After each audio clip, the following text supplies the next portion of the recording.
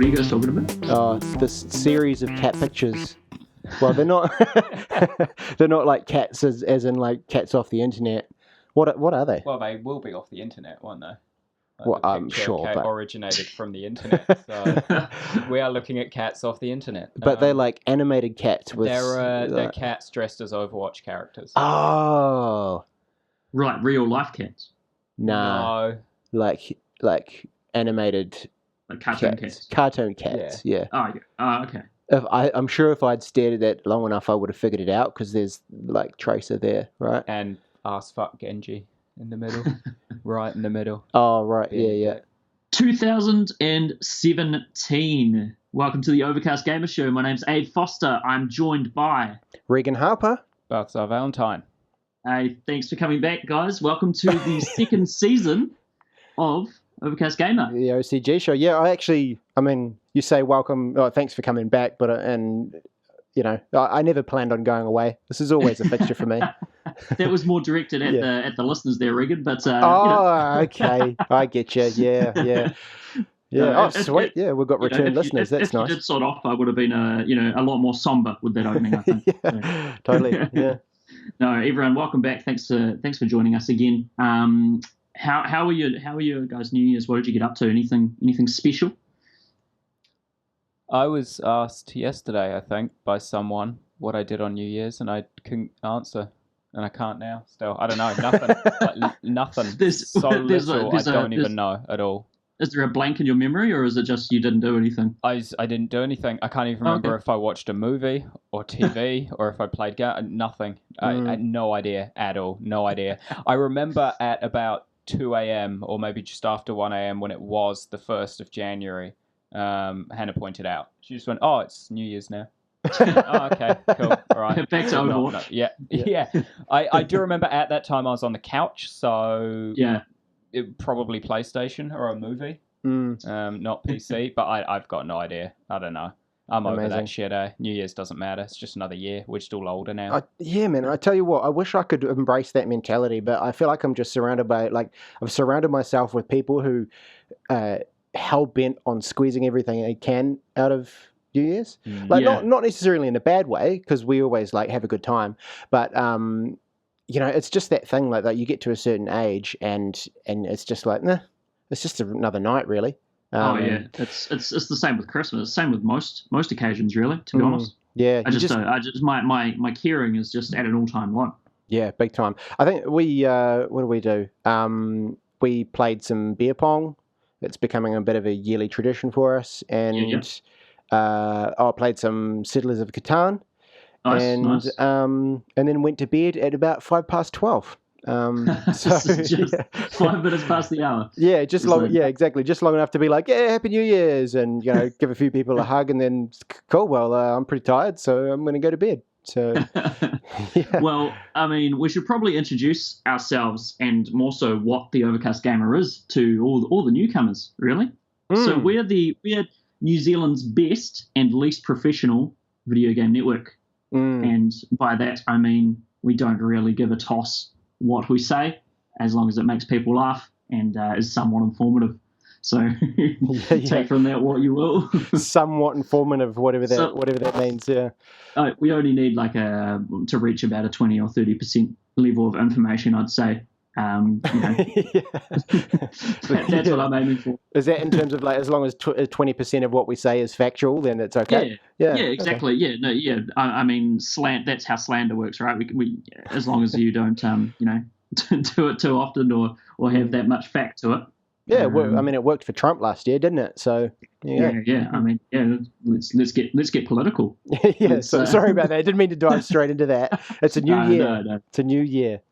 So anyway, what about you, Abe? What did you get up to for New Year's? For New Year's, I was actually at a good friend's wedding. It was really good. Yeah, I was back down in the Waited Upper for Christmas and New Year's, and just got had a few bevies and had an old school rave to Lincoln Park. Nice. It was really good fun. A wedding on New Year's. Yeah. Or I mean, it was the only time that everyone could get together, kind of thing. Everyone had different plans, so it was that just sort of came together that way. It was originally another date but it had to get moved because certain people couldn't make it and stuff like that. Yep. So they just did when they could, whenever fit with everyone's schedule. Oh, nice. Yeah. It's really, really, really fun. Have you guys been able to play many games in the since last podcast, or? It's been over a month, I think, since the last podcast. So yes. I think it would be pretty bad if I hadn't found time to play anything in over a month. So yeah. What have you been playing, Balthazar? I've been playing a couple of things mostly. Actually, no. There's something I didn't even think to talk about that actually kind of tided me over until recently. So my biggest kind of addiction for a while was Dragonquest Heroes. I played a shitload of that game. So that's essentially, it's along the lines of Hyrule Warriors in that it's taking an established franchise, in this case Dragon Quest, and making a Dynasty Warriors style game with it instead of an RPG or what have you. Right. And that game, I love Dynasty Warriors games. I'm not going to lie. Yeah, it's the exact same game every single time, but that's what you want. That's why you like them, because you just want to be that one badass dude cleaving through 10,000. So yeah, I played the hell out of that game because it was also Dragon Quest. It added more of an RPG element to it. So you leveled up, you assigned attribute points to various bonuses, you unlocked, abilities and things like that. You upgraded your equipment, you bought and sold stuff. So it had a lot of the RPG element as well in it. So I went for the platinum. I failed because something else took me away from it. I got pretty damn close, to be honest. I think it's only a few side quests away from getting that platinum trophy. I mean, it's not going anywhere. You can always go back and get it if you're desperate for the platinum. So many games I haven't even gone back to finish yet, though. It doesn't happen. No. I move on and I don't go back. It sucks. I wish I could go back. So Dragon Quest, just for the uninitiated, like myself, it's an RPG, the normal Dragon Quest series. Yeah, so it's a classic turn-based RPG. The thing that kind of draws a lot of people to Dragon Quest is the aesthetic of it. Right. The art director for Dragon Quest is Akira Toriyama, famous for Dragon Ball Z. So it's very much just, it looks like Dragon Ball. When you're playing it, when you look at any screenshots or anything, like, it's Dragon Ball, which just made Heroes awesome as well, because you had kind of high tension mode, which was basically a bar that you filled up. When you filled it, you could use a badass move. And it was normally just turning Super Saiyan God mode. and just killing everyone with a giant energy blast. Just copy and pasted that from DBZ into that game. Yeah, it worked fine there. Why not? And then after that, so after I finished with Dragon Quest Heroes, the reason I finished with it before platting it was because I found Dragon Ball Xenoverse 2 cheap. So I picked that up because I've been waiting for that since it came out, just to drop a bit in price. And that's great as well. Yeah. Is that on PlayStation 4? PlayStation Xenoverse? 4 as well. Yeah, yep. I'm going for the plat in that at the moment, but it probably won't work out either.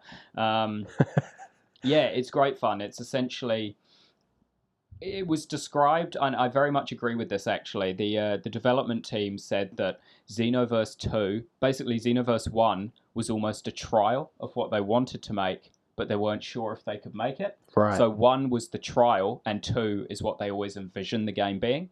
And that is, I think they pretty much hit the nail on the head. Like, I believe that. I believe that statement as being completely true, because it feels like 1, just more fleshed out, more content, more full. And it's awesome. That does mean it's got it retreads a lot of territory that 1 did. The story is essentially the same. These two characters are messing with the timelines, and you need to go in as your own created character, your own original character in the universe. You're a time patroller, so you work with the likes of future Trunks to kind of go back in time and restore the timeline to what's supposed to happen. That sounds great. So does it follow DBZ lore, like the timelines will go? Yeah, so it follows it, but it does a lot of cool stuff with it. So actually my favourite mission full stop in Xenoverse comes from number 2, and it is it's in the Frieza saga. And I don't know. I know you know quite a lot, DBZA, but did you ever watch many of the movies? Yeah, I watched quite a few of them. Yep. So I don't know if you ever saw Cooler's Revenge. That was one of my favourite movies. Yep, I did. Yep. Cooler going to Earth when Goku just arrived and avenging his brother. But it effectively distorts that timeline into the Namek timeline still. So Goku has just turned Super Saiyan and he's just about to beat Frieza. and just as he's about to do that kind of final Kamehameha that finishes Frieza off, it gets deflected, and it's Cooler who's there to save his brother. So then you have to appear alongside Goku and help him beat Frieza and Cooler simultaneously on Namek while it's exploding. So it's the whole kind of 5 minutes until the planet explodes, and you've got to take out both Frieza and Cooler, who immediately powers up into his 5th evolution form kind of thing. And yeah, just stuff like that, and it's really cool. And your mission basically is to like go along, you need to defeat Cooler to remove him from the picture, and then weaken Frieza, but Goku has to be the one to finish Frieza off kind of thing. Right. To keep the balance. Yeah. You go in, you beat Cooler, you weaken Frieza, and then you teleport out kind of thing, and the timeline continues as normal. There's just a lot of cool shit like that, and I really enjoy it. I'm on my 2nd playthrough at the moment. One of the trophies is unlock all transformations, which pretty much means you need to make a character of each race and play through to the point where you unlock their power-up. So my first time through, I played as a Frieza clan, and I unlocked Golden Form, and now I'm playing as a Namekian to unlock Giant Namek, and then I'll probably go as, Saiyan to unlock the classic Super Saiyan 3, everything. Are there humans? Yeah, there's humans. Their powered up form, I think, is called Nimbus or something. Oh, yeah. And I don't know what it does. I haven't seen it yet. The humans are always so shit in those, though. Yeah. Like, I wonder how they justify them getting to the kind of powers of like... Actually, what I like doing is you can pick a trainer in it, so someone who's like your personal mentor. And if you get low on health, they'll show up to help you, and it's supposed to be like a power boost. They'll come up and they'll hopefully help you finish the mission. And I chose Yamcha as my personal person, so that whenever I'm in a fight, if I'm about to lose, he shows up and dies in one hit, because I just think it's hilarious to just have him show up and be like, yeah, reinforce. Oh, it's Yamcha, never mind. So I'm here to save the... As someone who hasn't played a DBZ game since Budokai 3, I think. Sure. Is this going to blow my mind? It will, especially because Budokai 3 was still in the classic side-scrolling fighter style, and this is not. This is kind of, it's full third-person, like you fly around and just blow shit up. Awesome. It's great. I fucking love it. I'd say it's the best DBZ game released to date. Previously, my vote for that would have been Budokai Tenkaichi 3. But yeah, I think Xenoverse 2 is probably the best Dragon Ball game. Awesome. So is it just a level of polish that it brings over and above the first one? Yeah, it really does. There's more content, there's more polish to what's there. Everything's just expanded, really. And they even incorporate, if you carry over a save file, they incorporate your character from the first game into the second one, which is cool. You're kind of like the legendary hero, and there's a giant statue in the middle of the city of your character from the first one, who was kind of the savior of the city in the timelines. And you can fight them as well later on if you want. So yeah, there's a lot of cool stuff. And yeah, it's the best DBZ game, and any fan of Dragon Ball Z, even if you've never played one of the games before, it's a faithful kind of retelling of the franchise in a weird way. So by fucking with the story and you having to put it right, they are staying true to the story by saying, it's almost like a spot the difference. Use your knowledge of the lore, work out what's wrong, and then go and do it, because sometimes the missions will be really vague, the objective. So you do have to rely on your knowledge of the lore to go and put it right, which is pretty cool as well. Nice one. Anything else you've been playing there, Balthazar? Just jamming Diablo 3 lately. New season started last weekend, I think, last Saturday. So yeah, just been, doing things that you guys won't understand. I start talking about pushing GRIF 90, farming some greater keys. No, you're definitely right. Yeah. I don't understand the word. Me. Yeah. I mean, I played, I think we might have talked in season 1 of OCG Show about Diablo a little bit. And I played Diablo 1 and 2 and then got 3 when it came out and just kind of played through it once and then sort of left it, I guess. I don't know. Where is it at these days? Is it really just the kind of thing you'd come back to play every now and then if you want to get in on a season? You come back every season at the start, pretty much, to run through it. Some people play it for build crafting. Like, their thing is just, I really want to theorize great builds, then get the gear, put it together, and see how it works out, kind of thing. So it's very much like, as a game, the sole purpose of the game is for you to just grind the same content over and over. That's what it is, and try to find the optimal or best way to do it on the hardest difficulty. And that's in a way, that's what pulls me back as well. Whenever a new season starts, you just want to get in on the leaderboards and see how high you can get, how quickly. A colleague I work with managed to get, I think, in the top 20 in North America on the day after the season started. And then, he stopped. He screenshotted it and stopped and was like, thank you, I'm done. That's all you need, yeah. New Zealand on the world stage there. Yeah. Well, speaking of farming and grinding, Regan, you've been playing Stardew Valley. Yeah, so I think it popped up in maybe my email inbox or something the other day. And I was like, well, because I hadn't looked into Stardew Valley and what it was all about. And I was like, well, why the fuck wouldn't I just go back and download a ROM of like an old Harvest Moon and play that? Because from the outside, that's kind of all Stardew Valley looked like, you know? It was it is. I think it's someone who was obsessed with Harvest Moon and wanted to make a new version of it for a new age. Yeah, absolutely. But it is really good. Really fun. Like, it has the same enjoyment factor of those old Harvest Moon games, which if you've never played Harvest Moon, like, give it a wee shot, because they're on the outside of them. So basically, they're farming games. If you've never heard of them before, where you essentially escape whatever like downtrodden life you're leading at the time, and you inherit this farm, and then you go out and you start a new life as a farmer. And it's all about, I guess, new beginnings and building a sweet-ass farm and getting to know the people in the town and those kind of things. Yeah. And I remember Harvest Moon having like an element of like magic and mysticism worked in there as well. And I think that it sort of seems that Stardew Valley is very similar. Like there's a wizard, there's a wizard in a tower, stuff like this. Yeah. But I've played maybe like 10 hours or so of it, and it's really cool. It is, it's exactly like you say, Abe. It's Harvest Moon redone for modern times, with a whole bunch of like extra stuff kind of thrown in there to make it, more appealing and I guess fit with modern gaming tropes.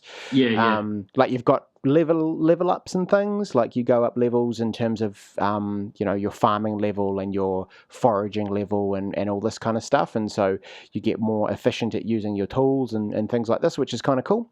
I remember in Harvest Moon, some of my fondest memories of that were buying some cows and then raising those cows, and they'd get fatter and bigger, and then taking them to the markets and selling them and things. And it's like, this is a game that looks like Golden Sun or Final Fantasy Tactics. It's a sprite based game. Yep, absolutely. Yep. And the amount of depth they can cram into that sort of game is quite amazing.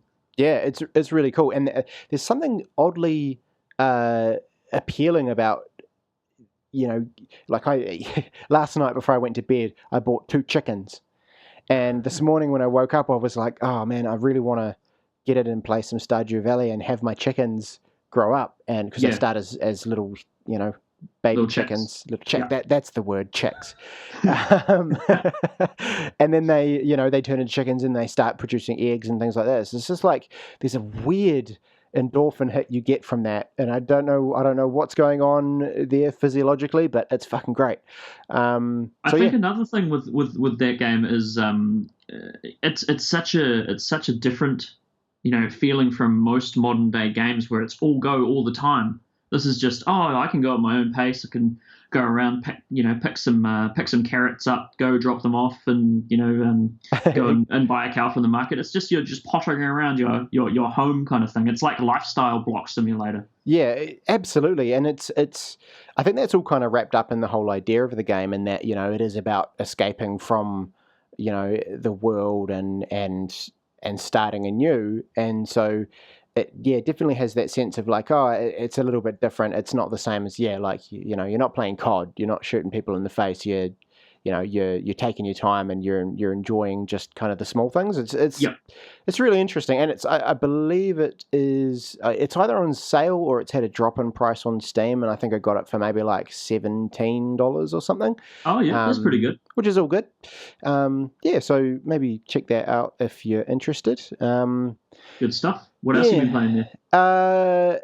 I took a break from Final Fantasy 15 actually to play Stardew Valley. So I've been playing Final Fantasy 15.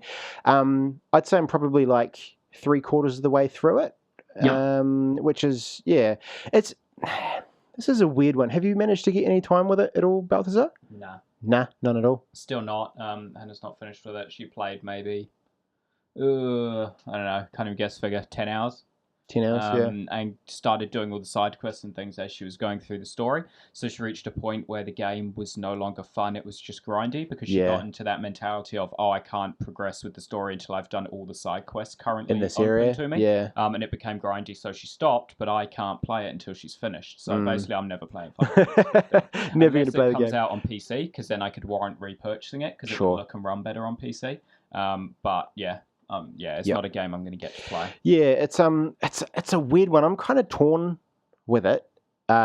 It's because it's so different to previous Final Fantasies, like so different. It has, like, you know, a lot of the little things, like, you know, the same kind of, I guess, character design and like monsters and all that kind of thing, but it's the format of it is quite different. There being side quests and all that kind of stuff in and of itself is quite different. It's kind of like an older Final Fantasy mashed together with like Final Fantasy 14, like the MMO style kind of stuff, like a mix of the two. Okay. And I don't know, I'm not finding the story all that compelling either. Like, you kind of, you know, like you're out on a road trip with your mates, and I'm getting the impression that a lot of what's going on is happening off camera. And then at the end, like, I'm getting to a point of it, and I'm like, I know there's things happening in this world, but they're not sharing any of it with me. And I'm imagining that I'm going to get to a point in the story where it'll be like, and then all of this stuff happened that you didn't know about, and it'll be like one of those, oh my gosh, kind of moments, and it'll all fall into place. But it's feeling like it's kind of detracting from the game, because you're just ambling along, and you're not really involved in the larger things that are happening in the world or the story in a way. It's your driving force is removed.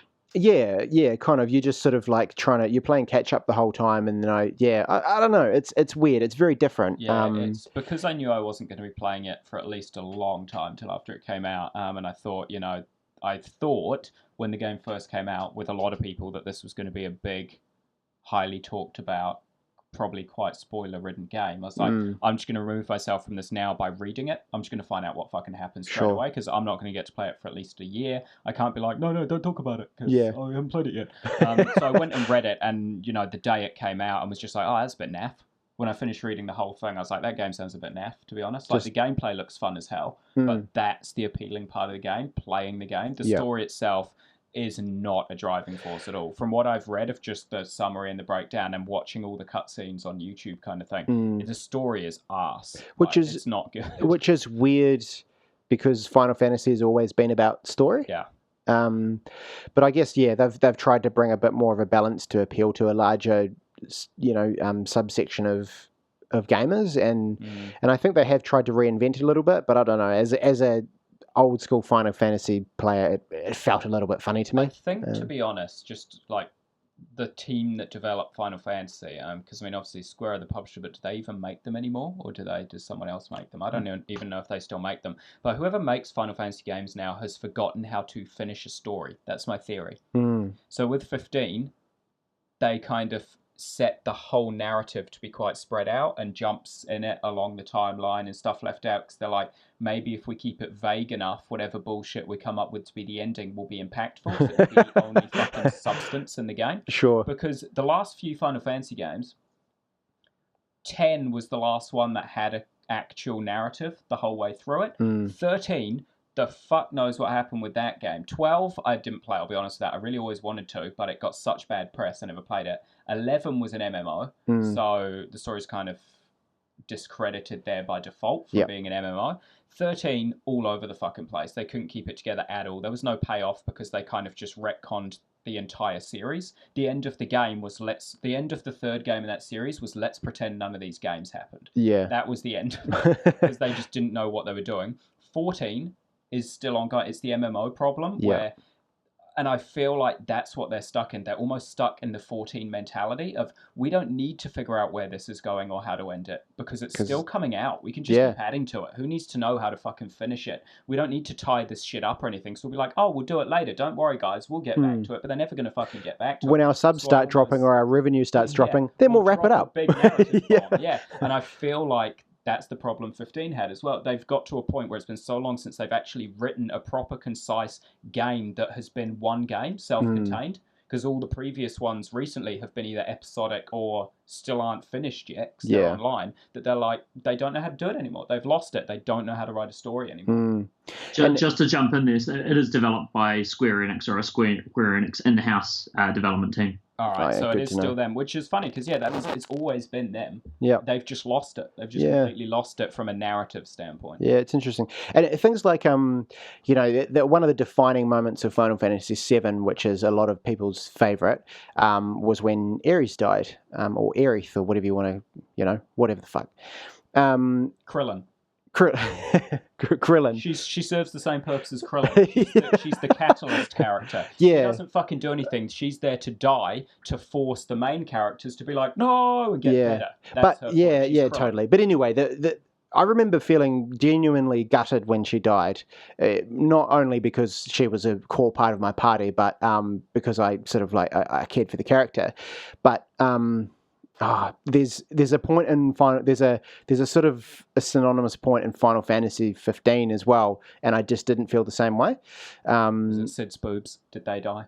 Yeah, Sid's boobs die. Yeah, they deflate. I can see why people. That was the Regan, I just have one final question for you concerning Final Fantasy 15, which is the most important question for me. Sure. Which is, how does the photography mechanic work, and are you satisfied with it? So. There's no real photography mechanic.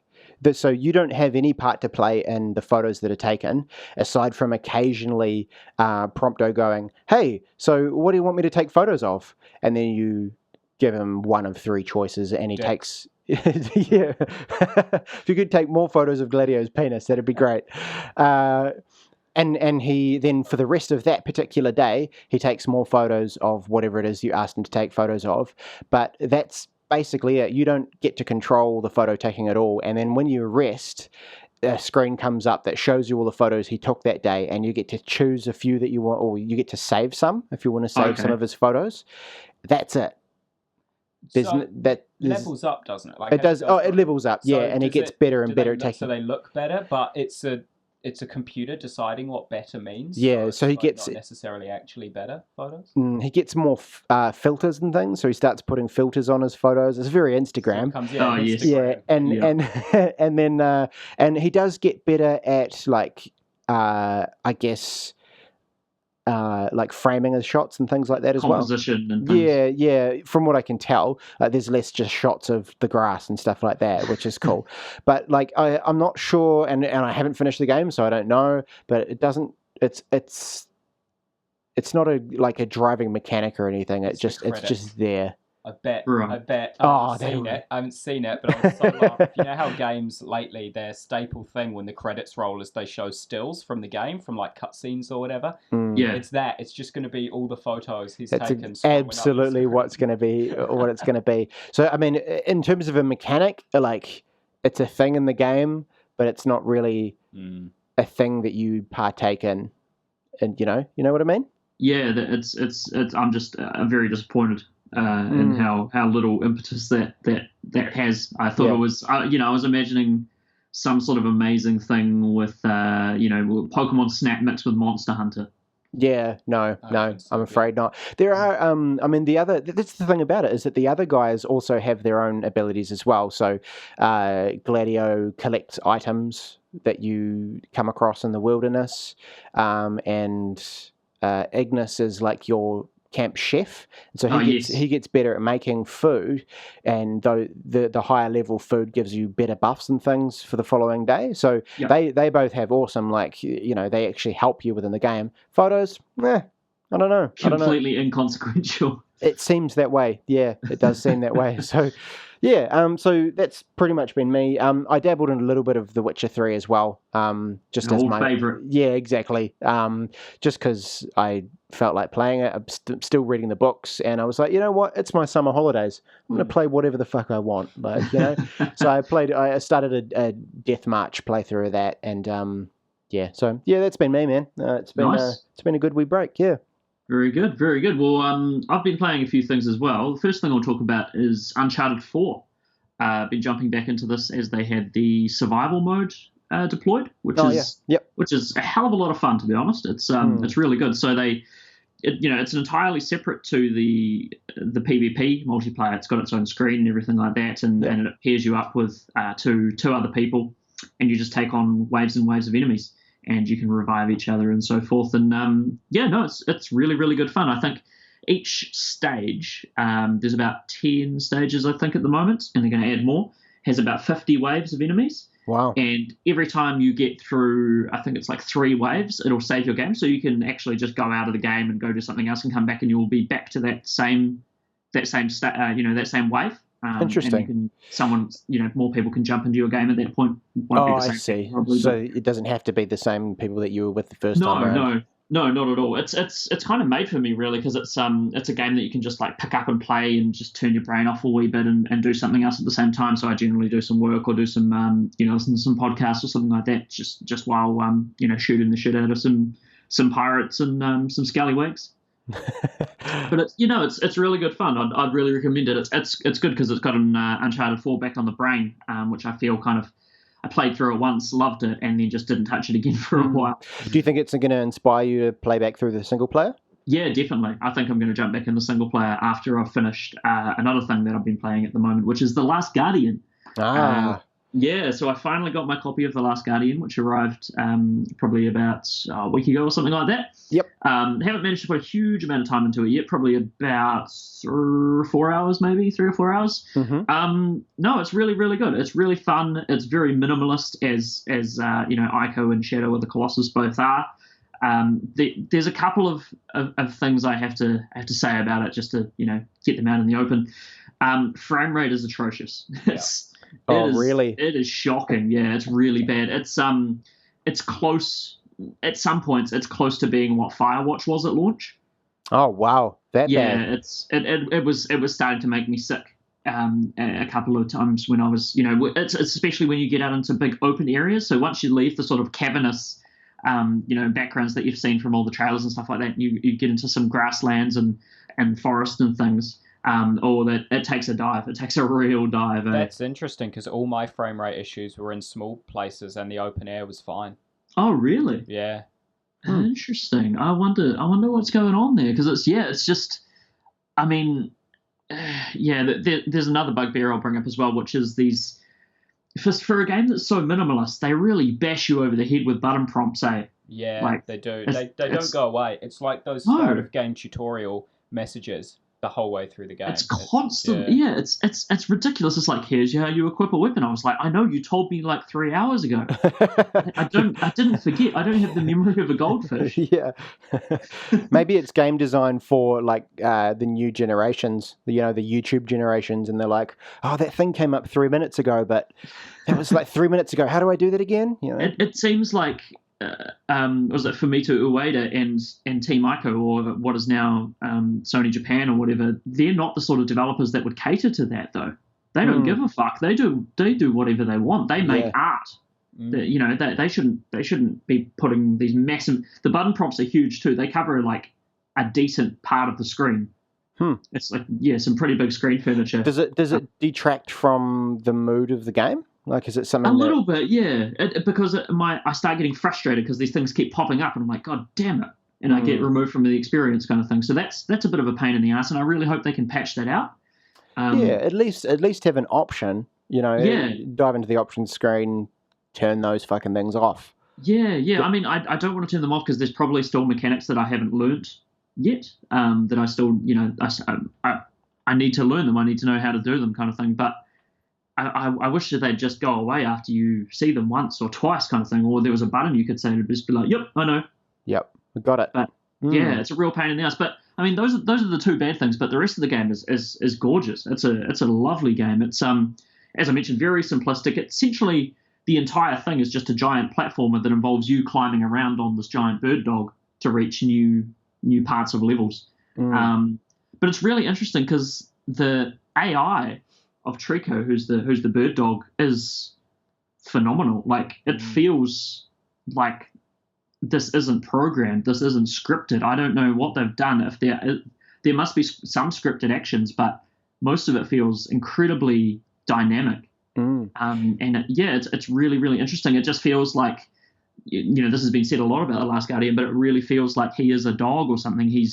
They've nailed the mannerisms of him. He'll just stop and have a scratch and like sniff at the ground and whine every now and then and stuff. And it really feels like you're traveling with a dog companion, which is super appealing to me. That's pretty cool. It's interesting because a lot of people, the things that I've seen said about it was kind of people got quite frustrated with him, and they were like, go and get, they'd order him to do something and he wouldn't, and they were finding that like there were complaints about the AI.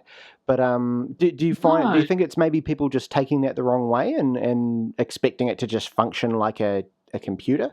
Yeah, I think there's definitely an element of that. I also think that they've done a couple of decent patches now, and I think they've probably fixed some of that up as well. Right. Yeah, because he, as Balthazar, you mentioned when you played it, he's done everything I asked him to do so far. Yeah, it was my biggest gripe with the game when I picked it up. Wasn't a gripe with the game. It was a gripe with the reception of it based on reviewers purely saying he never fucking did anything I said. And my comment to that was simply, then you were telling him to do the wrong thing. If you tell him to do something that he's meant to do, he will fucking do it straight away. First time you tell him to do it. Like, the 2 times I think in my play experience that he didn't do what I told him to was because I was an idiot. I just hadn't correctly worked out the solution to the puzzle. So I was like, oh, maybe I meant to, do this. So I would kind of call him over and see if I could get him to drop his tail down over an edge or whatever. And it's like, no, I was meant to make him do something else. Yeah. And as soon as I figured out what I was meant to make him do, it's like the dog knew and is like, I'm not doing that, you fucking idiot. Fucking idiot. Why don't you figure out what you're meant to do? Jesus. So, yeah, and that was entirely what it was. So, yeah, I think anyone who says he doesn't interact properly with what you're doing, either you're spamming the command over and over and over again, because each time you do it, it will kind of re-trigger him starting to do the thing. Right. So if you keep fucking calling it over and over, of course he's never going to goddamn do it. You haven't actually let the event happen after you've triggered it. Or you're trying to get him to do the wrong thing, and that's why. There's absolutely nothing wrong with the AI in terms of him doing what you tell him to do. Interesting. It really is lovely, and it makes for some gorgeous screenshots too. You'll be running down a hallway and you obviously just pull ahead. I do anyway. I usually run ahead quite far ahead of Trico, and I'll go around a corner or something, and then I'll call him, and then I'll look back down the passage, and this giant thing is just like slowly walking towards you, and these glowing eyes out of the darkness. It's absolutely gorgeous, eh? It's such a good looking game. It's the only game on PS4 I've played where I've actually used the screenshot button.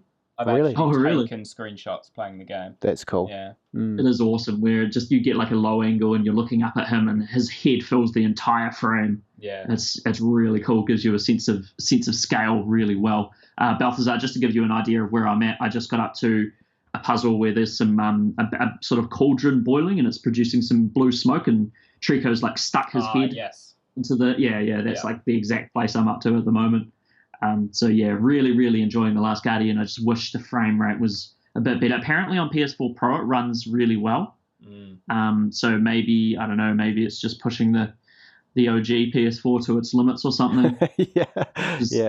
But unfortunate considering, GTA 5 didn't do that, and that's a huge game, and Witcher 3, Witcher 3 did have some frame dips and stuff, but still not as bad as this. You'd think as well that a game that was initially in development for a console with much less power, it would actually be able to perform on the generation of console it came out on, with a huge power increase from the PS3 kind of thing. Yeah, and that's another thing, people were saying, oh, it looks like a PS3 game. It does not. It looks like a PS4 game. Yeah. It's a good looking game. It's got a lovely art style too. Really, really cool. It looks like a PS4 game. It just unfortunately runs like a PS4 game on a PS3. Yes, exactly. Exactly. All right, well, it's a real shame. That's probably everything I've been playing. So we'll move on into some news. Very small item, and then we'll go into very recent events, which is the Nintendo Switch presentation. So let's first talk about Scalebound, because at the moment, unless someone else picks it up, Scalebound is no more, guys. Yeah, to be honest, I'm not gutted. I don't really care at all either, because I thought it looked like a pile of us. Oh, you're super gutted. It's a Platinum Games game, the best developer out there. All their games fucking rock. After it was cancelled, I went and watched some trailers because I'd never actually bothered to watch any for that game because I just knew eventually it would come out and I get it kind of thing. The fucking boss fights in that game looked phenomenal. Like, yeah, they did look cool. So good. They looked so cool. I mean, I totally understand, Abe, you don't give a fuck because your laptop's arse garbage and you don't have an Xbox One. I was really looking forward to playing it and, 60 FPS, fucking 1440p on my PC. Yeah. And yeah, with it not coming out on Xbox One, it's obviously not coming out on PC either. Though I told you guys when the news came out what my theory is, which is all of the kind of talk about Scalebound and everything is that Scalebound development has ceased because Platinum Games and Microsoft are no longer working together. Right. Exclusive. To me, all that says is development has ceased because they're not working together at the moment. Not that the game has been cancelled forever. Was the wording and all the announcements just like development was all really very... Yeah, it was very weird to me that none of it outright just said Scalebound has been permanently cancelled. And it is never coming out. It was always development has ceased, which to me, doesn't say the game's cancelled. It just says currently it's not being worked on. And I think it's because there's that timed exclusivity, or not timed, it was an exclusive. Now that it's not coming out, there's a period of time Platinum must wait before that exclusivity ends. And Microsoft owns the Scalebound name, but there's no reason they can't take the game, change the name, change a few elements and release it as a multi-plat game. Yeah, I think they're going to take the assets that exist, take a lot of it, and it's still going to come out in my mind, I reckon. That game looked fucking finished. If you watch some of the recent gameplay, it was a done game. Well, it was due to release this year? Yeah. Yeah, very soon, yeah. It's so bizarre that Microsoft canned it. Like, I'm glad it happened at the start of this year, because Microsoft was my games company of the year last year with all the announcements they made at E3 and everything, all the decisions they made around making their games more accessible on PC and selling their console for its strengths rather than continuing to try to compete with the PS4 when they knew that they weren't winning in that regard. I thought Microsoft was amazing last year. So I'm just so glad that this happened at the start of this year, not at the end of last year. Because if it happened at the end of last year, I said, what the fuck are you doing, Microsoft? You've just ruined everything you spent the year doing, pretty much, by cancelling what looks like a finished game. There's no reason to cancel a finished game. Like, there's just not. It's a weird... you've got to wonder what's going on in the background there for them to do it. But in my mind, they've just run out of money essentially, and Microsoft's like, no, we're not giving you any more. So they just have to wait, as you mentioned, Balthazar, for the exclusivity deal to dry up. Yeah. And then continue development on it later on. But yeah, the only reason I'm not a huge fan of hack and slashes and things like that, but the main reason I didn't like the look of it is because the main character looked like a massive millennial douchebag. Oh, yeah, he looked like I almost feel like he was a response to the hatred of the Dante from the Devil May Cry reboot. Oh, yeah. People hated that they changed the appearance in that, so Platinum just picked up on it and were like, people seem to like douchey white-haired fucks. Let's do it. Yeah, let's just do that again. Yeah. White-haired kids who think they're gangster. Done. Let's make him. And rock beats by Dre while they're fighting dragons. Exactly, yeah. Did he have... Oh, he did, didn't he? Yeah, or he had something that was very obviously modelled on Beats by Dre. Yeah, it was not a good look. I was like, it was like someone trying to be cool. It was like your dad, like trying to be cool kind of thing. Did not feel good at all. But amazing. Yeah, I guess temporary RIP to Scalebound at the moment. It's still all right though. I played the Nier Automata demo or whatever that game's called, the Platinum PS4 exclusive, and that'll definitely fill in the void. That game, the play for that game was fantastic. It was good. Go download that demo. It's a free demo on the PSN store. Oh, nice one. Awesome. So that's cool. Was it Nier Automata? Yeah, and it's basically just like androids and robots and shit fighting and blowing shit up. Do they have headphones on? No. Good. They have blindfolds though, because who needs vision when you're a robot? Yeah. All right. Well, let's move on to the main item. Nintendo Switch. So what was it, yesterday? Was it yesterday or the day before the Day conference? before, it was Friday for us. Friday. It was evening. Friday evening. That's right, for it was us. Friday. Yep. Yeah. So Nintendo held a big presentation, sort of showing off more of the software and exactly what the Switch is capable of and things like that. Went on for just over an hour. And I mean, what are your guys? Did you guys, first of all, did you watch the whole conference? No. I watched half of it and then I played Diablo. Yeah, nice. Yeah, well, I mean, that's the thing. Like, the main things for me came up right at the beginning of it, which was obviously the price. Yes. Which was $299.99 in the US. Yeah. So translated over, that's 550 New Zealand dollars. Though you can pre-order it for $530 from EB. Funnily enough, the shithouse one. They've got the cheapest console on Switch. Though actually, it's not the cheapest. That's actually the New Zealand price. Everywhere's got pre-order it now. It's $530. So. See, the weird thing about that for me is that you could, like, because the games aren't region locked and things. Yeah. You could just buy one from the States at the current conversion rate and get it like $100 cheaper. Yeah, or something definitely. like that. I mean, I don't know how much you'd pay on shipping and things, but anyway, that was the first thing, and then the second thing was something else. Oh, the release date, obviously, which was March 3rd. Yeah. Yeah. So we've got a release game at the moment, which was Zelda Breath of the Wild, which was announced as coming out. In quarter one of the release window of Nintendo Switch on the day. Everything else. Not really. There was 1-2 Switch, which we can talk about soon. Does that? Yeah. No. Yeah, we will. We'll talk about that soon. Yeah. But apart from that, I mean, this is pretty rough. Is this even worse than the Wii U launch lineup? There was ARMS. What was that? ARMS. That's right. Let me introduce you to ARMS.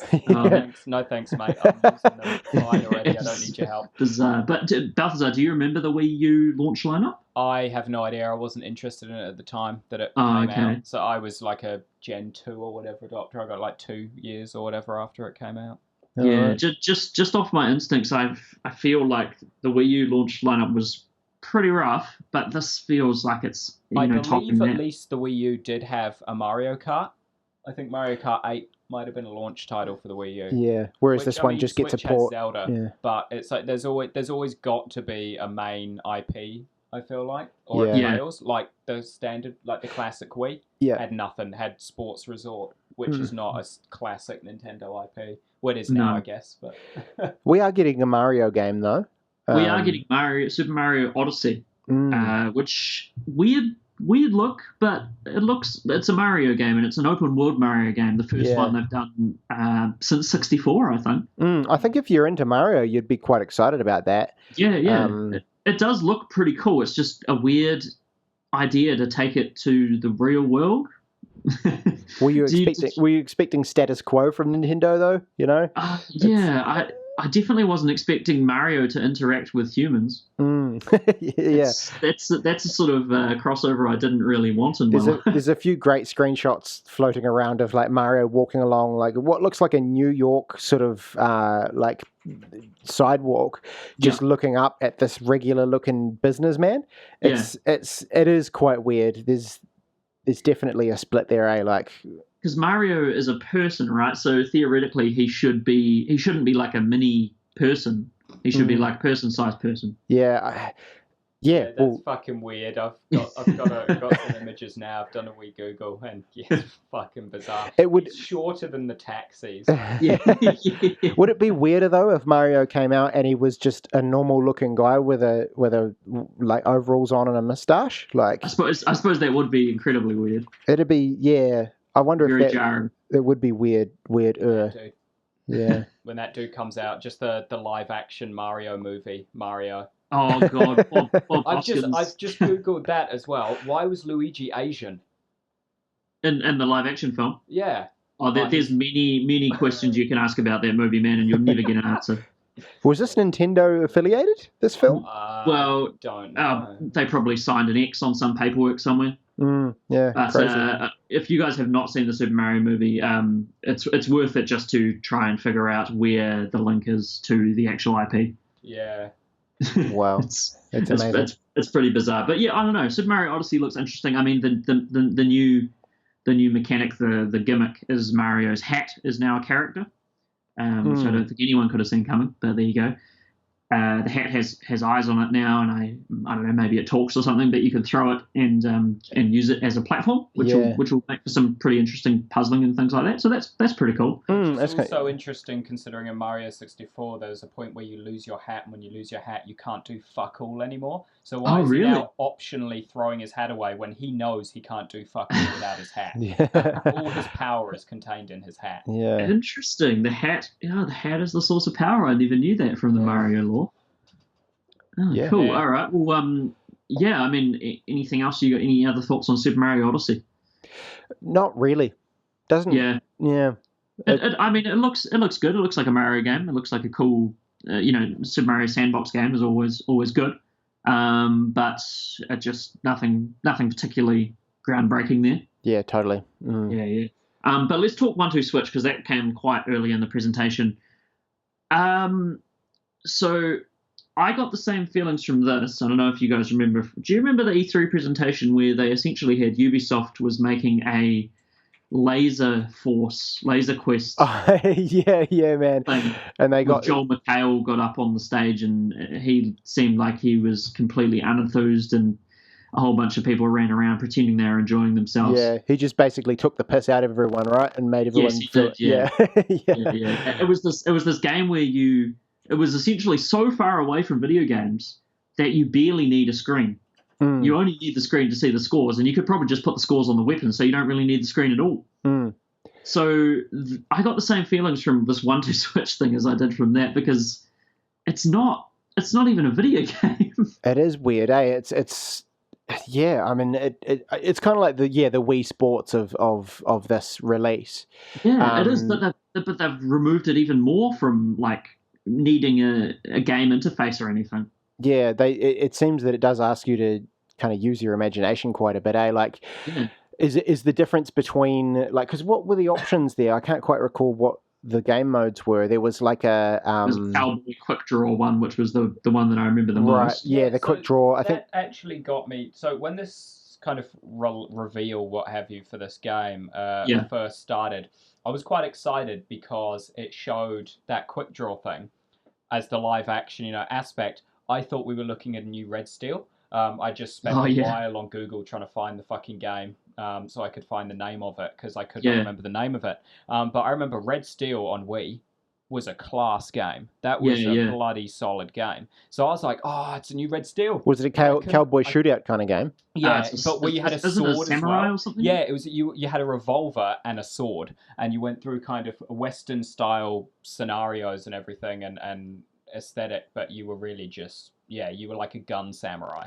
And so when I saw this and they were walking out, I couldn't remember the name of the game at all. So when you joked that they were going to announce Red Dead 2 exclusive to Switch, that was what set off, and I was like, they totally are. That's what they're about to announce, because the name Red Steel was just completely gone from my mind, and I was like, that was it. It was Red Dead. That was the name. But just somehow completely got the cross wires there. So I was really excited for it, and then they showed what it was, and immediately I was like, thanks, Nintendo. Yeah, Nintendo just hammed it up immediately. Yeah, because I mean, what's the difference between a cowboy shootout game and I don't know, I think there was looked like there was a sword game or something like that, maybe. But like the only difference is really that you're flailing your arms in a slightly different way. Like there was another one that sprang to mind that showed like a brief clip of it where you're like shaving your face with the Switch. Really? That seemed like a PS2 iToy. Remember when they used to have those games where it's like wipe the windows? Or like even it looked like even one of more those. so. It made me think of the fact that they're trying to bring WarioWare into reality. Yeah. It's like, this is just WarioWare now. I'm going to be cutting up some sausages soon. So, Cooking Mama on Switch would be badass. Oh, I wouldn't say no to a cooking game. That'd be awesome. But I'm not hyped at all for that. I couldn't really figure out why they made that, and it's also, I'm not sure if it's going to be bundled in. They never really touched on that, but that should be a free game that you get if you buy a Switch, because it seems like it's worth like $5. And it's just a tech demo for what the little Joy-Cons can do, right? So, definitely. But let's talk about the hardware a little bit as well, because they revealed some more info on that. So there's the there's the weird kind of haptic feedback thing they've got going on where you can apparently feel different amounts of ice cubes. I didn't quite get that, hey? I was like, what are they talking about? So effectively what they were saying was the kind of feedback is so accurate, and it's able to convey these different feelings so well that you could feel, if a game were to try to get you to, you could feel like ice cubes falling into a glass, tell how many ice cubes were in the glass, then feel water pouring in and displacing the ice cubes. And that's I thought say that's what it was. It was just like the controller has been programmed to feel ice cubes falling into a glass. I was like, cool. So we're gonna have like ice in every game for this console, and what, like one of James Bond simulator. One of the Switch remotes is just solely dedicated to you having a drink.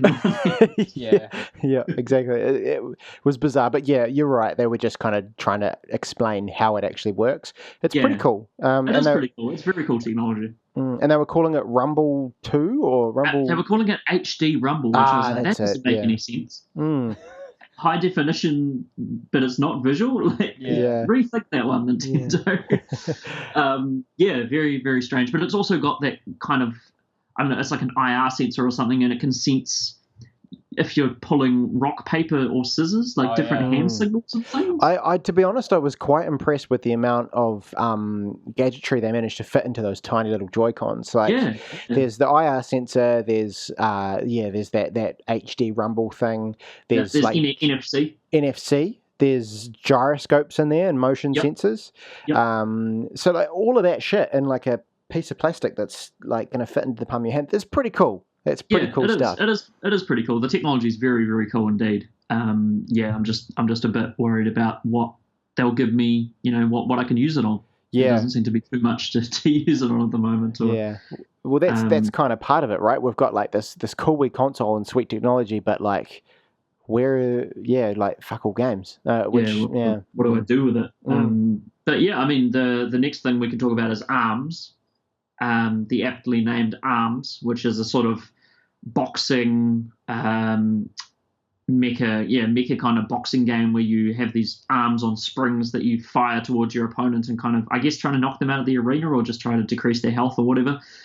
Not too hot on this. Okay, so I saw this demo and I was just immediately thinking, what? Nintendo, when are you going to actually employ some artistic directors or some visual people who are going to come in and tell you all your stuff looks shit? When are you going to design a cool looking character, like your new your new kind of brand characters for Switch are these cartoony dingbats with spring arms? Like what when are you going to actually make something cool?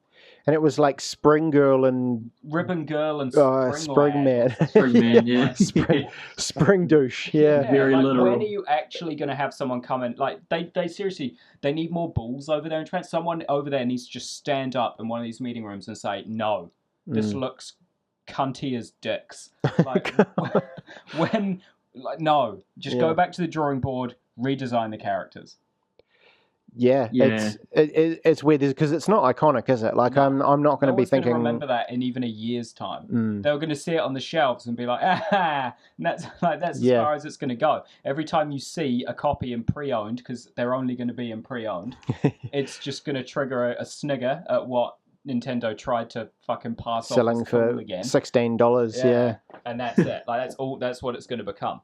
It seems like another game with very little depth to it. We can't say much about it. It hasn't come out, but it seems like another one that should be bundled with it and you should receive for free. Yeah. Because it does seem quite tech demo-y kind of thing as well. You could, use the accelerometer to guide the arms after you've shot them off. You can like steer them a little bit and things like that. So looks pretty average, to be honest. There was a whole bunch of other ones. Balthazar, you're more familiar with these series, but there was a Shin Megami Tensei game that was announced. I'm not sure if it was a remake or what was going on there, but did you look into that at all? Do you know what's going on there? Not really, no. I brought up the list earlier to see everything, and there was nothing on it that was a console seller.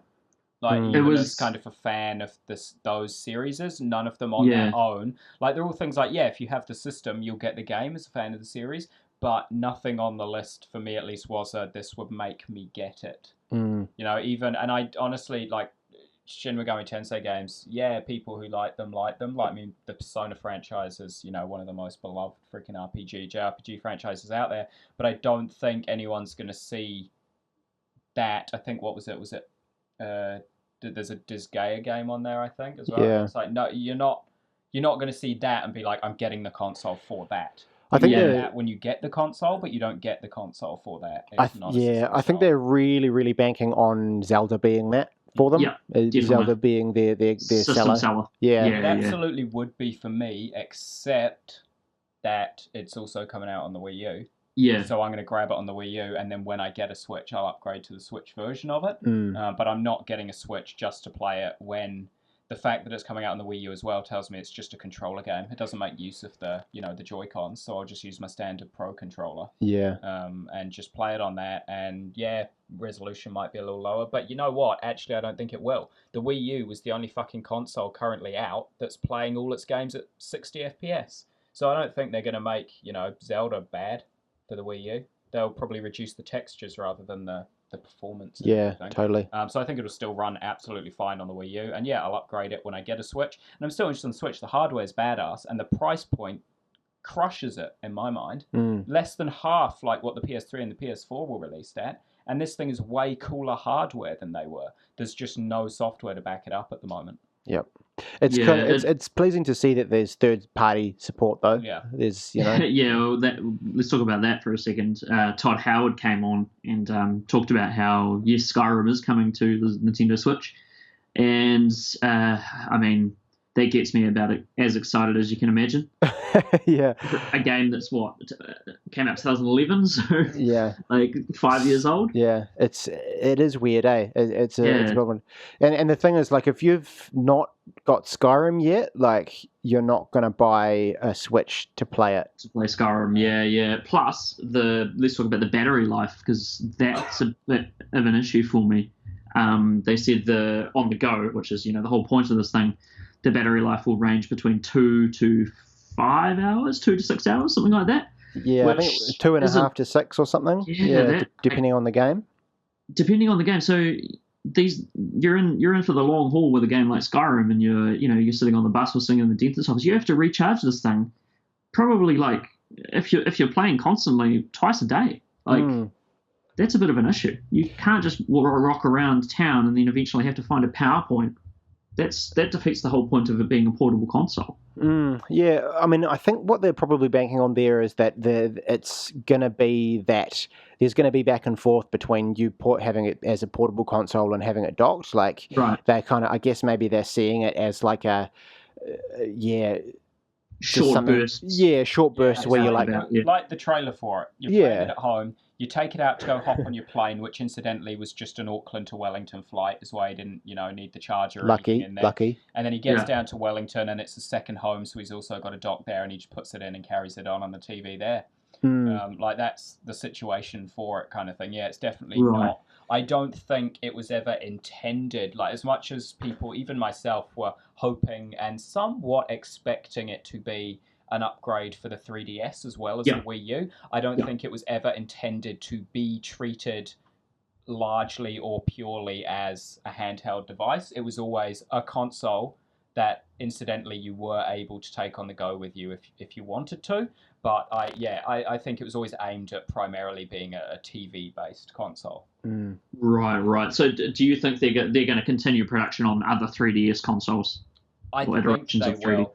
I think they will, not only because of obviously the atrocious battery life of this thing, but also just if you think about the differences, like the games that this thing is playing compared to your sprite-based Pokemon games and things like this, if that's going to replace it, you're putting a lot of developers out of business who only make games for the 3DS and who don't have the capabilities of making full-fledged console games. Or don't have the inclination to, because that's not what they want to make. You're either saying, hey, you've got to go to Steam and sell your games for $2 a pop, or stop developing games or get on our level kind of thing. So yeah, I don't think it's going to stop. I wouldn't imagine so either. And also, like, there's a lot of 3DSs out there, and a lot of people that still want to play their 3DSs. Like, definitely, you know, what's the point in stopping when you've got a good thing going? Like, I wouldn't. What at this stage? Yeah, I'm on the boat. Everyone wants, a full third-person Pokemon RPG. Would be badass, but at the same time, I don't want there to never be any more little sprite-based Pokemon games kind of thing. Like, I'd miss it if they disappeared because there was just no outlet for them. I'd be like, oh, that sucks. All I've got is my back catalogue. So, yeah, no, I think a lot of people are in that boat where, yeah, you would love to see an upgrade for it, but you don't actually want every single 3DS game to make the jump to being a full-fledged console game and fully powered up. You enjoy the kind of base aspect of what they can do with the 3DS console. So, yeah, I definitely don't think we're seeing the end of production of 3DS systems or an upgrade eventually to it. Yeah, I mean, it definitely seems a little less confusing than the Wii U launch in terms of people actually know what they're getting this time, or they know the purpose this thing's supposed to serve generally. So I think it'll do relatively well. Balthazar, did you see your boy Suda51's sort of talk that he did during the presentation? I didn't know. I'd stopped by that point. I read some kind of, not keynotes, but, just a sum up on some irreputable website I've never fucking seen or heard of before, just Googling this stuff. But yeah, no, it was cool that he was out there and that Nintendo are going to be seeing some love. So you should go back and watch this, because when he came on stage, the translator really, really struggled.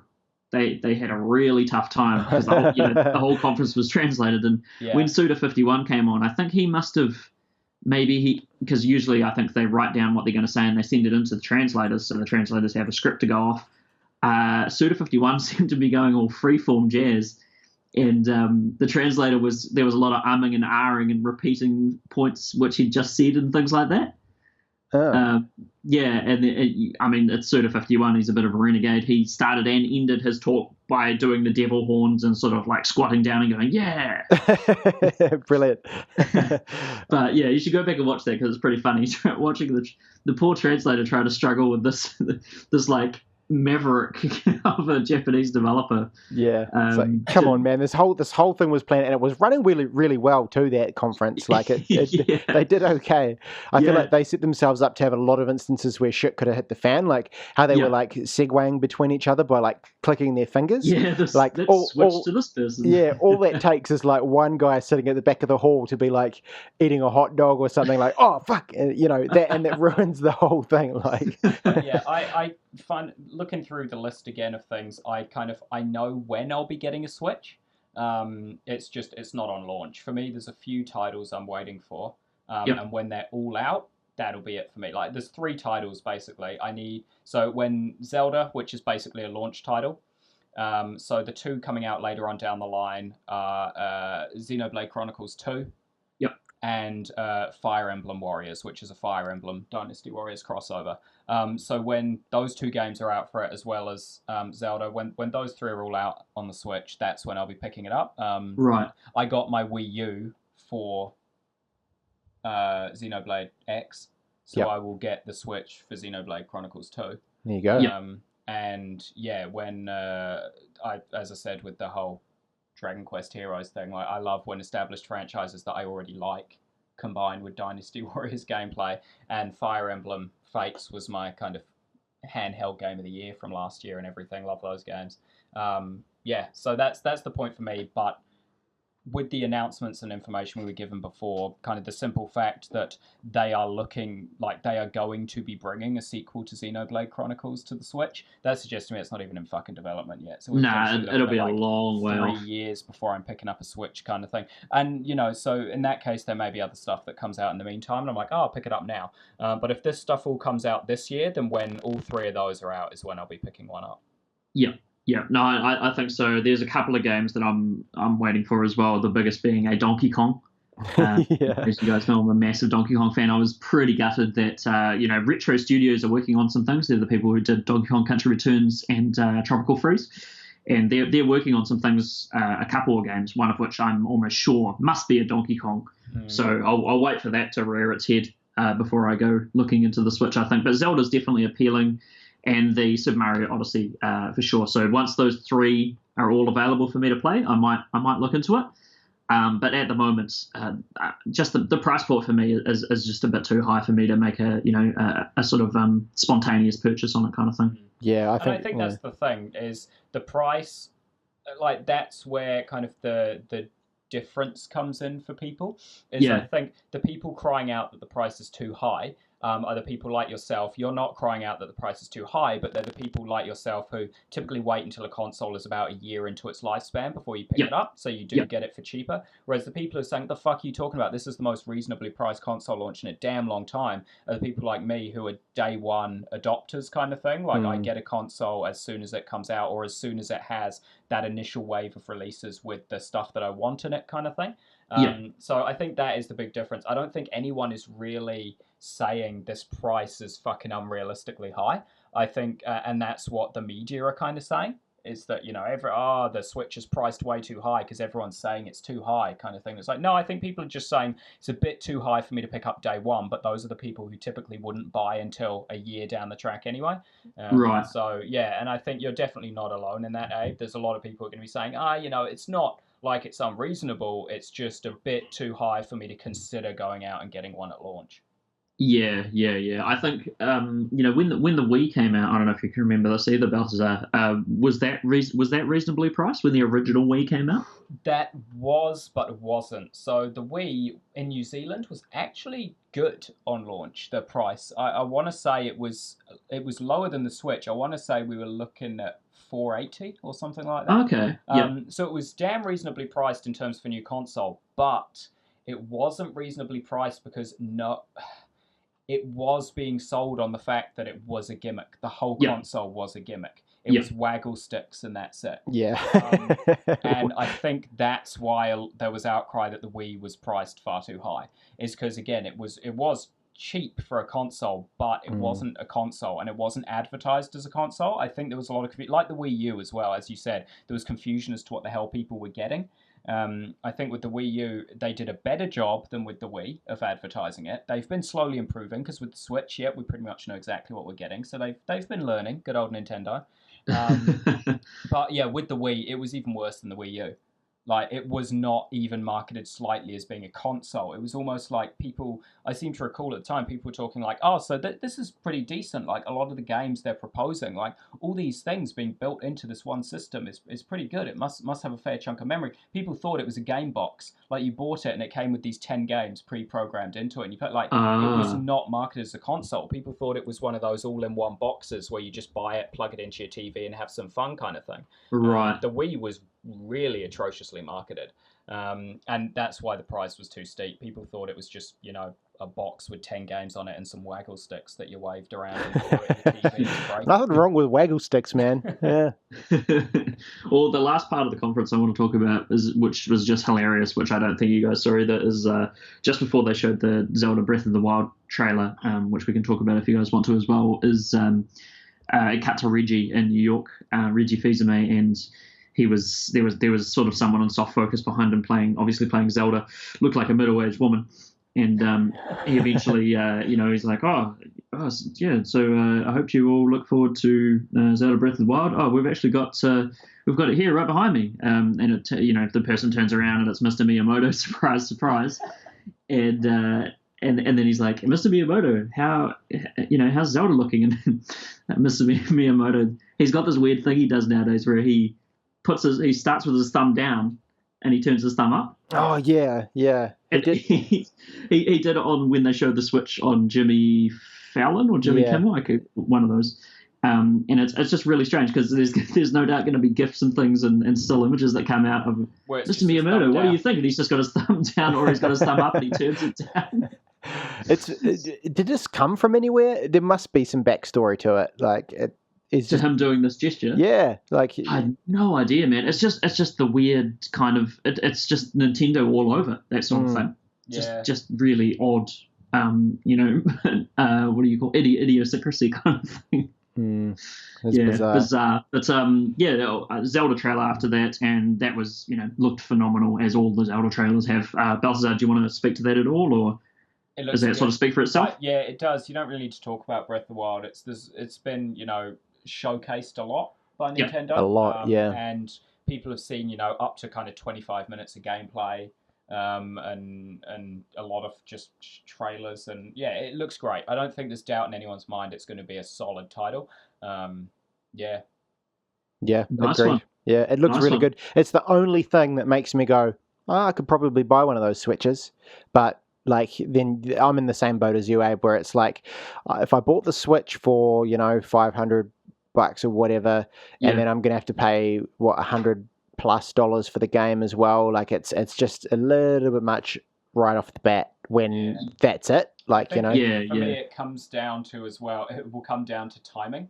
Of the launch of the system. I say now, I'm going to wait until these games are out. But, I mean, we all know, we know at least, and Abe, you may recall, it is releasing around the time that certain businesses do, half-yearly bonuses. So if that comes my way, and that's what it typically is when I get one, absolutely, I'll just smash your bonus on it. Switch in every single game that's out and every single accessory that's out, because when that bonus rolls in, I spend irresponsibly. I can't be held responsible for it.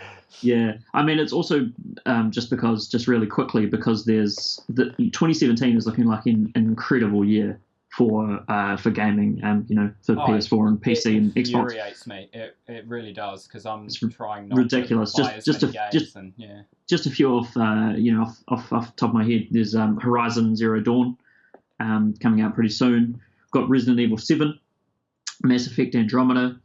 We've got Scalebound, not anymore. We've got South Park, Fractured But Whole. Yep. Mm-hmm. We've got all these potential ones that could. I mean, Red Dead. Probably not, but there's a chance. I reckon Red Dead's probably going to be early next year. We've got Crash Bandicoot, remakes and things like that. Just having a look at a list here.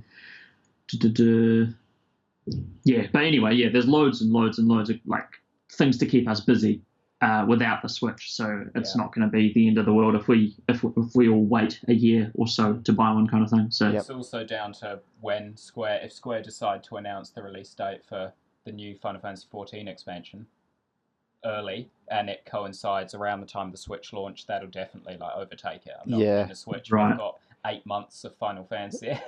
Yeah. So I mean, scores for the conference. I just love giving everything scores. To be honest, my score would be either a 4.5 or a 5. Yeah, I think you need games at these things, and I'd probably be the same. Maybe a 5, because I like the hardware, but there's only one game that I'm that interested in, so and nothing wowed me at all during this presentation. I give it a 5, but probably slightly different reasons to you guys. As on a 1 to 5 for hardware. 5, because everything they showcased for the hardware was cool, and I'm excited for what it can do. And then for the second 5, the 6 to 10 being the software, it was all shite. So 0 for that. So I give the conference a 5 for the hardware looking great, but nothing else in that conference was. So this is a 5 out of 10. Yeah. Yeah. Just to clear that up, mine's a 4.5 out of 10, and we're going to be around the same. Yep. So nothing amazing there from Nintendo. Unfortunately, nothing has changed really as how they market themselves and things like that. But it looks like a good bit of kit. So we'll have to wait and see. I think that brings us to the end of the episode, guys. Yeah, I'd say the only thing that I don't know that we mentioned at the start is that this year we've got an RSS feed kicked off. So if you're the kind of podcaster who enjoys setting up RSS feeds for all of the things that they're looking at, make sure you check that out. You'll find it on overcastgamer.com. We'll also have an RSS link in the YouTube description if you happen to come across the podcast on YouTube. And stay tuned on iTunes as well. We should be up there very shortly. That should help you keep track of season 2 of the OCG Show. Absolutely, get your favorite podcast collator. Whether it's Pocket Cast or Podcast Addict or anything. We'll pop the old RSS feed into the search box, and we should be popping up there for you. Yeah, there you go. Yeah, chuck your subscription on. We'd really appreciate it. Thanks again for tuning in to the new season, new year, new everything of Overcast Gamer. and we'll be back in 2 weeks as per usual. Thanks, guys. Ciao. Goodbye. Nice.